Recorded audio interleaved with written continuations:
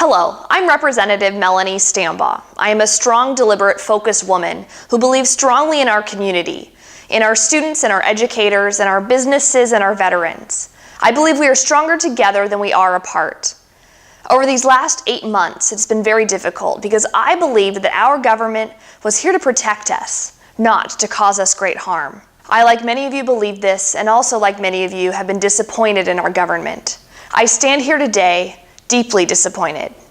I am young, 26 to be exact. I work hard and I give back big. And over my 26 years, I've spent them building my reputation of caring for my community. And the recognition that I've received reflects this story. I respect our veterans. I'm a lifetime member of the Veterans of Foreign Wars Auxiliary and a Voice of Democracy participant. I respect education.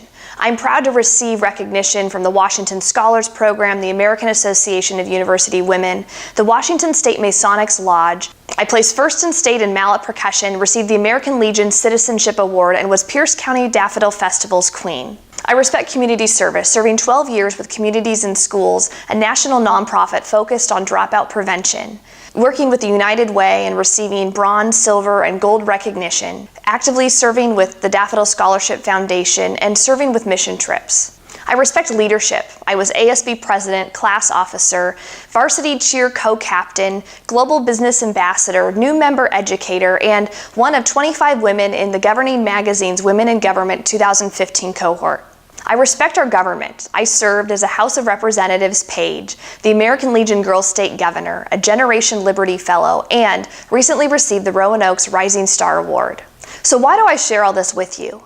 Because from a very little girl to my current place, community care and my reputation have been of paramount importance to me. So the question is, why would I put all of this at risk to share legislative videos and legislative photos improperly? I wouldn't. There is no way. Additionally, I am a skilled graphic designer and video editor, and I have a photography team in my family. I do not need to take videos or photos from the state. I use these free YouTube videos and free Flickr photos to inform my constituents of the work that I do in the legislature on their behalf. Nothing was manipulated, altered, or used outside of my normal and regular legislative duties. I did not violate the Ethics and Public Service Act, but the Legislative Ethics Board, they have.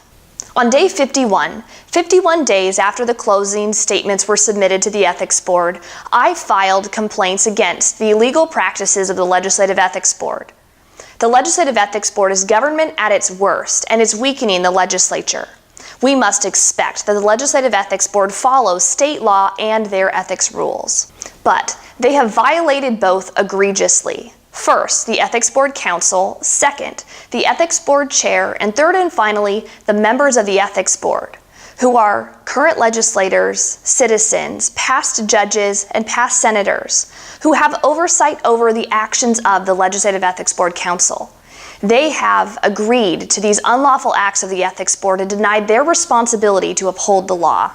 It is day 57, and the Legislative Ethics Board has not taken responsibility for illegally releasing confidential information to the media and lying about the number 44. Some may think that the Legislative Ethics Board doesn't understand technology or is confused by their rules. This could not be farther from the truth.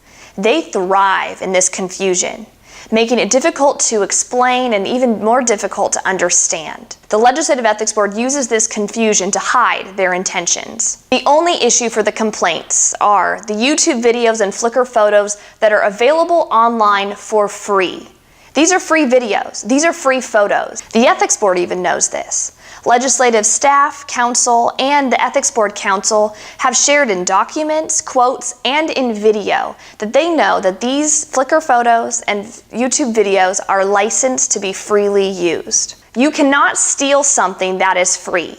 These videos and photos document government action. These are communications with constituents, sharing the work that we do in the legislature on the community's behalf.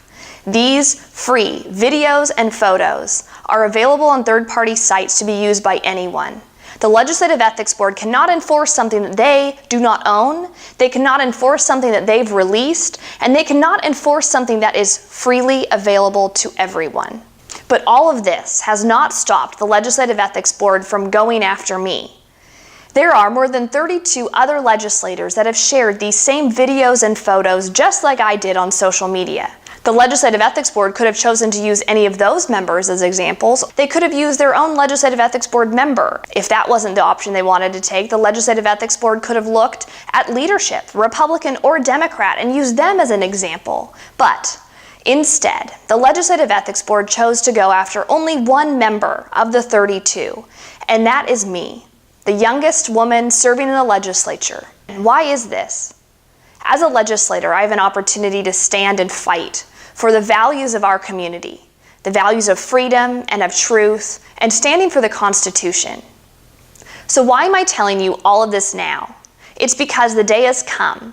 After 8 months since a complaint was filed, $20,000 in legal fees, and a $5,000 fine, the Legislative Ethics Board has ruled, and they have ruled to protect their lies and keep information from you. The Legislative Ethics Board will continue on their quest to limit access to information. This is real. Real threats, ultimatums, bullying, intimidation, and retaliation. Without me standing up, this is a green light to the Legislative Ethics Board. And who is going to stop them? I will continue to stand, and I invite you to stand with me. Stand for the principle that our country was founded on: freedom. Government is yours, government is mine, government is ours. Information is ethical.